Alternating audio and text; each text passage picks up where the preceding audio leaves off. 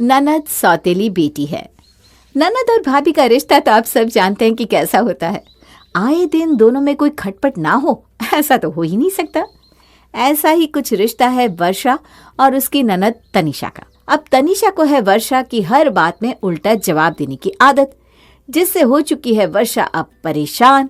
तो चलिए देखते हैं अपनी इस परेशानी से निकलने का वर्षा को क्या रास्ता मिलता है। ये कैसे बर्तन धोए है तनिषा तुमने? आधे से ज्यादा बर्तनों पर तो साबुन लगा हुआ है। मुझे ना ऐसे ही बर्तन धोने आते हैं, आपको गंदे लग रहे हैं तो खुद धो लो। अरे खुद तो मैं धो ही लूंगी, लेकिन इस घर की सारी जिम्मेदारी सिर्फ मेरी नहीं है ना। तुम भी इस घर में रहती हो तो काम में मदद तो कर ही सकती हो। तुम्हें कोई भी काम बता दूं हमेशा उल्टा ही करोगी। मुझे तो जो काम जैसा करना आता है ना मैं वैसा ही करूंगी। आपको ज्यादा प्रॉब्लम हो रही है तो मुझे काम करने के लिए कहती क्यों, खुद ही कर लिया करो ना। वैसे भी मुझे ये घर का काम करने के अलावा और बहुत काम है। देखो तो जरा कैसे कैंची की तरह जुबान चल रही है। तुझे अगर बहुत काम है ना तो मुझे भी है। अरे तो क्या मैंने ठेका लिया हुआ है घर का काम करने का? अब आप घर की बहू हो तो घर का काम आप ही करोगी। वैसे भी आपके पास घर का काम करने के अलावा और काम क्या है? अच्छा, अगर मैं अपने परिवार पर थोड़ा ज्यादा ध्यान देने के लिए अपनी जॉब नहीं कर रही तो मेरे पास घर का काम करने के अलावा और काम ही क्या है? कोई बात नहीं, एक बार शादी हो जाने दो अपनी। मैं तो चाहती हूँ तुम्हें भी ऐसी ही ननद मिले जो तुम्हें ये सब बोले, तब तुम्हें समझ में आएगा। अब तो हमेशा मेरा बुरा ही चाहोगी ना। कभी कुछ अच्छा भी सोच लिया करो मेरे बारे में। आपकी तो किस्मत अच्छी है जो मुझ जैसी ननद मिली, वरना आप कहाँ मेरी भाभी बनने के लायक थी। मेरी ना सब्र का बॉन्ड टूट रहा है अब। चुप हो जाओ तुम। सबके खाने का टाइम हो रहा है, वरना अच्छी तरह जवाब देती तुम्हें। अरे बहू, खाना तैयार हुआ कि नहीं? इतनी जोर से भूख लग रही है। हो गया माँ जी, बस अभी ला रही हूँ।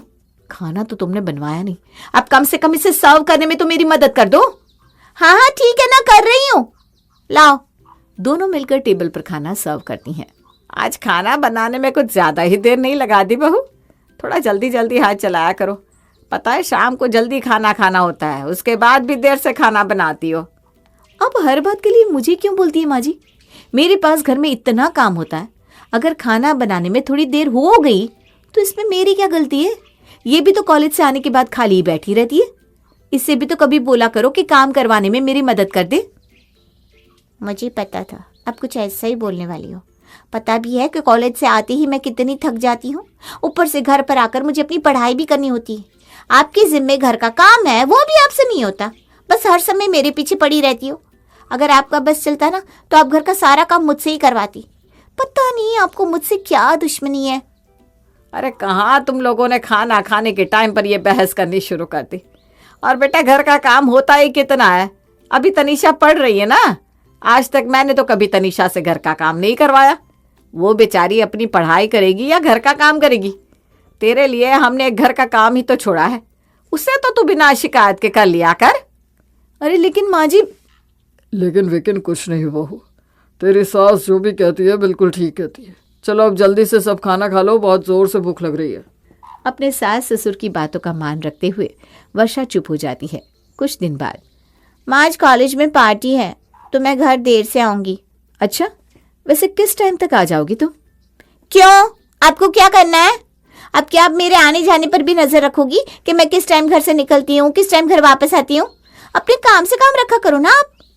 अरे हद हो गई, मैंने तुमसे यही तो पूछा है ना कि तुम किस टाइम तक घर आओगी। इसमें इतना ओवर रिएक्ट करने वाली भला कौन सी बात है? तुम मेरी ननद हो, मैं क्या तुमसे इतनी सी बात भी नहीं पूछ सकती? अपना ये भाभी ननद वाला रिश्ता ना अपने पास रखो। और वैसे भी मैं माँ से बात कर रही थी, आपको हमारे बीच में बोलने की क्या जरूरत है? जब देखो तब मेरी हर एक छोटी छोटी चीज पर नजर रखती हो। तुम कुछ ज्यादा ही बोल रही हो तनिषा। अरे क्या हो गया बहू? और तनिषा किस समय घर से जाएगी, किस समय घर आएगी, ये सब वो हमें बताकर जाएगी ना। तुम्हें उससे ये सब पूछने की क्या जरूरत है? सच कहा माँ, और आप मेरी भाभी हो ना तो भाभी बनकर रहो, माँ बनने की कोशिश मत करो। कब तक घर आ जाओगी? आज तो हद ही होगी। मैं तो सिर्फ तुमसे इसलिए पूछ रही थी कि अगर जल्दी आओगी तो रात को तुम्हारा खाना बना लूंगी, और अगर देर से आओगी तो मतलब कि खा कर आओगी। लेकिन तुम्हें तो मेरी किसी बात का सीधा जवाब देना ही नहीं है। और तो और आप लोग भी हर बात में सिर्फ इसी का साथ देते हो। वर्षा गुस्से में वहां से चली जाती है। कुछ दिन बाद वर्षा का पति अनमोल उसके लिए एक साड़ी लेकर आता है। वर्षा उसे पहन कर आती है। क्या बात है बहू, तेरी साड़ी तो बहुत ही सुंदर लग रही है। थैंक यू माँ जी। इतना खुश होकर थैंक यू बोलने की क्या जरूरत है? माँ ने बोला साड़ी बहुत अच्छी लग रही है, लेकिन पहनने वाली बिल्कुल अच्छी नहीं लग रही। आप तो कुछ भी पहन लो, आपके ऊपर कुछ भी अच्छा नहीं लगता। तनिषा, मुझे अच्छी तरह पता है कि मैं इस साड़ी में कैसे लग रही हूँ और कैसे नहीं, इसलिए मुझे तुम्हारी किसी कॉम्प्लीमेंट की कोई जरूरत नहीं है। और दूसरी बात, अगर किसी के बारे में कुछ अच्छा नहीं बोल सकती तो बोलो ही मत। मुझे तो समझ में नहीं आता आखिर तुम्हें मुझसे प्रॉब्लम क्या है। प्रॉब्लम तो मुझे आपसे क्या ही होगी, लेकिन जब भी आपका चेहरा देखती हूँ ना तो गुस्सा आने लगता है। देख लीजिए माँ जी इसकी बातें, अब अगर मैं इसे कुछ कह दूंगी ना तो इसका मुंह बन जाएगा। अरे बहू, तू क्या छोटी छोटी बात के लिए बुरा मानती है? ये तो भोली है, मजाक करती रहती है। अब ननद अपनी भाभी से मजाक नहीं करेगी तो और किससे करेगी? अच्छा, अगर मैंने इसके साथ एक भाभी वाला मजाक कर दिया ना तो पूरे घर में हल्ला मचा देगी। मैं इसे कुछ बोलती नहीं, उसके बाद भी उसके ऐसे तेवर है। जिस दिन बोल दिया उस दिन तो न जाने क्या करेगी। अरे क्यों सर में दर्द कर रही हो भाभी? माँ ने बोला ना मैंने मजाक किया तो मजाक समझ लो, बाकी बोलती तो मैं हमेशा सच्ची हूँ। अरे बस अब चुप हो जा और जा जाकर अपने कमरे में पढ़ाई कर। और बहू तू जाकर खाना बना ले। इस घर में और काम ही क्या है मेरा? झाड़ू पोछा, बर्तन कटका, कपड़े, खाना। मुझे तो ऐसा लगता है कि मेरी पूरी जिंदगी ऐसे ही बीत जाएगी। एक तो पूरा दिन यहाँ पर इतना काम करो, ऊपर से इसकी फालतू बकवास सुनो। अरे क्या मन मन में बड़बड़ा रही है? जा अब खाना बना। वर्षा गुस्से में खाना बनाने लगती है। अरे दाल चावल तो किचन में खत्म हो गए। हाँ, राशन वाले कमरे से जाकर लाने पड़ेंगे। वर्षा दाल चावल लेने के लिए राशन वाले कमरे में जाती है। तभी उसे अपने सास ससुर के कमरे से कुछ खुसुर पुसुर की आवाज आती है। ये दोनों इस तरह घबराए हुए क्या बात कर रहे हैं? जरा सुनो तो। मैंने आपको कितनी बार कहा है ये पेपर्स घर पर मत रखा करो। अगर गलती से कभी तनिषा ने ये पेपर्स देख लिए ना तो उसे पता चल जाएगा कि वो हमारी सगी बेटी नहीं है बल्कि हमने उसे गोद लिया है। बाप रे बाप, इतना बड़ा सच छुपाया इन लोगों ने तनिषा से। लेकिन अब इसका फायदा मैं उठाऊंगी। अभी बताती हूँ इनको। माँ जी, ये आप क्या बोल रही हो? तनिषा अडॉप्टेड है? मतलब वो आपकी सगी बेटी नहीं है? हे भगवान, आपने अपनी फूल जैसी बच्ची से इतना बड़ा सच छुपाया। लेकिन तनिषा को इस बारे में पता होना चाहिए। भला किसी की जिंदगी का इतना बड़ा सच उससे छिपा थोड़ी ना रहना चाहिए। मैं अभी तनिषा को सब कुछ बता देती हूँ। अरे नहीं नहीं नहीं, ये तो क्या बोल रही है बहू? ये बात तनिषा को कभी भी पता नहीं चलनी चाहिए, वरना उस पर क्या बीतेगी। बीत तो अब तक मुझ पर रही थी माँ जी। अरे ये मन मन में क्या सोचती रहती है? कुछ बोल बहू। देखिए, मुझे तो जो बोलना था मैंने बोल दिया माँ जी। तनिषा मेरी ननद है और उसकी भाभी होने के नाते मैं उससे इतनी बड़ी बात नहीं छुपा सकती। ना बाबा ना, मैं अपनी ननद के साथ इतना बड़ा धोखा नहीं कर सकती। नहीं बहू, देख ऐसा मत बोल। देख, तू हमें जो बोलेगी ना हम तेरी सारी बात मानेंगे, लेकिन तू ये सब तनिषा को मत बताना। चलो ठीक है, अब आप इतना कह रही हो तो मान लेती हूँ। लेकिन अभी जो आपने कहा ना, अपनी यही कही हुई बात ज़रा याद रखना। चलती हूँ मैं। वर्षा को अब पता चल चुका था अपनी ननद का ऐसा राज जिसके ज़रिए वो बड़े ही आराम से घर वालों को अपने इशारों पर नचा सकती थी। और नचाए भी क्यों ना, जब उसके ससुराल वाले और ननद ने हमेशा उसे अपने इशारों पर नचाने में कोई कसर नहीं छोड़ी, तो इतना अच्छा मौका मिलने पर वो भला कोई कसर क्यों छोड़े। अगले दिन, अरे भाभी, आज आपने सबका नाश्ता नहीं बनाया क्या? जाओ जाकर कुछ अच्छा सा बना दो, कब से यहीं पर बैठी हुई हो। देख लो माँ जी, आपकी लाडली किस तरह मुझसे बात कर रही है।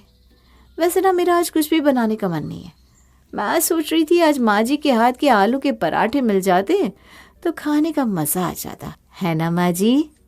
क्या अब आप चाहती हो कि माँ आपके लिए आलू के पराठे बनाए?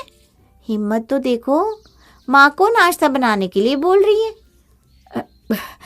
अरे तो क्या हो गया बेटा, मेरी बहू है, इसका क्या कभी मन नहीं कर सकता मेरे हाथ का खाना खाने का? और तू भी ना इससे थोड़ी तमीज से बात कर लिया कर। अरे भाभी है वो तेरी। क्या क्या क्या? बहू तू बैठ, मैं अभी तेरे लिए गर्मा गर्म आलू के पराठे लेकर आती हूँ। पराठों के साथ जरा गर्मा गर्म कड़क अदरक वाली चाय भी बना लेना। बिना चाय के पराठे खाने का तो मज़ा ही नहीं आता। है ना पापा जी? अब हाँ बेटा, वो तो है। आज सूरज किस दिशा से उगा है? ये सब क्या हो रहा है मेरे घर में? वैसे मम्मी जी, आज तक मैंने कभी तनीषा के हाथ की चाय नहीं पी। वैसे तो कभी आपके हाथ की चाय भी नहीं पी, लेकिन आज पता नहीं क्यों मेरा स्पेशल तनीषा के हाथ की चाय पीने का मन कर रहा है। आप मेरे लिए गर्मा गर्म आलू के पराठे बना दो और तनीषा मेरे लिए आज चाय बनाएगी। क्यों? मैं क्यों चाय बनाऊंगी, वो भी आपके लिए? बिल्कुल नहीं। अरे क्यों नहीं, बहू ने बोला ना उसे तेरे हाथ की चाय पीनी है, तो चल मेरे साथ आकर चाय बना। जब देखो तब काम से बचती रहती है। माँ? अरे क्या माँ, चल जल्दी। ये सब देखकर तनीषा को तो कुछ समझ में नहीं आता कि उसके घर वालों को आज हो क्या गया है, लेकिन वर्षा को ये सब देखकर बहुत मजा आता है। आज मेरे दिल को मिल रहा है सुकून। अभी तो देखते जाओ रोज रोज क्या क्या करवाती हूँ सबसे। सविता गर्मा गर्म आलू के पराठे और तनीषा गर्मा गर्म कड़क चाय टेबल पर सर्व करते हैं। वर्षा सबसे पहले चाय की घूंट भरती है। छी छी छी, ये चाय बनाई है तुमने? इससे गंदी चाय तो मैंने अपनी जिंदगी में कभी नहीं पी। एक तो मैंने आपके लिए चाय बना कर दी, ऊपर से बकवास कर रही हो। इतनी ही गंदी लग रही है मेरे हाथ की चाय तो खुद जाकर चाय बना लो, आई बड़ी। अरे, अपनी भाभी से बात करने की बिल्कुल भी तमीज नहीं है क्या तुम्हें? देख लो मम्मी जी कैसे बात कर रही है मुझसे। तनीषा, कितनी बार बताऊं बेटा, ये तेरी भाभी है, इससे तमीज से बात कर लिया करो। ये ना बहू अभी थोड़ी भोली है, धीरे धीरे सब समझ जाएगी। आज के बाद तू हमेशा अपनी भाभी से तमीज से बात करेगी, समझी? अरे हो क्या गया है आपको? आज से पहले तो कभी अपनी बहू की इतनी साइड नहीं ली जितनी आज ले रही हो। कहीं इन्होंने कोई जादू टोना तो नहीं कर दिया आप पर? जादू टोने का तो पता नहीं, लेकिन सब सुधर जरूर गए। खैर ये सब छोड़ो, अब मुझे ये समझ में नहीं आ रहा कि मैं ये पराठा खाऊं कैसे। चाय तो इसने पीने लायक बिल्कुल भी नहीं बनाई। अगर इसके साथ खाने को थोड़ी दही मिल जाती तो अच्छा होता। अच्छा दही मैं अभी लेकर आती हूँ बहू।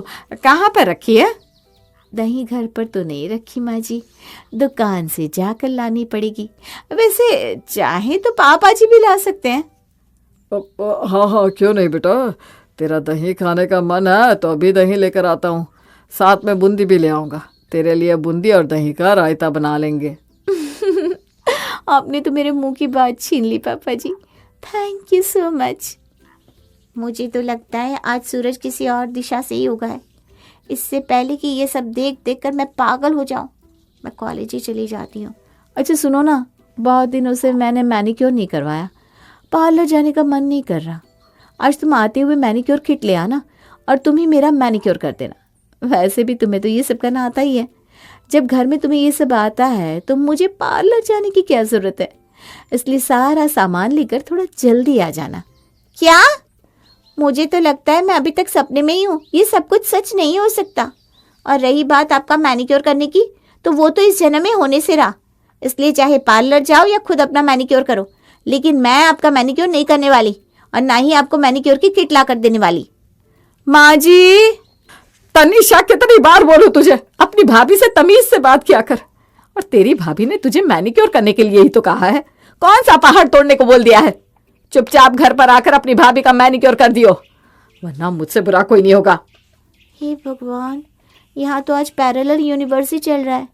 थोड़ी देर और यहाँ रुकी तो आंखों से आंसू निकल जाएंगे। समझ गई ना माँ जी ने क्या कहा? अब मन मन में क्या बोल रही हो तनीषा? कुछ नहीं बोल रही हूँ मेरी माँ, कुछ नहीं बोल रही हूँ। ले आऊंगी मैनिक्योर किट और कर दूंगी आपका मैनिक्योर। और ऐसा मैनिक्योर करूंगी ना कि आप जिंदगी भर भूल नहीं पाओगी।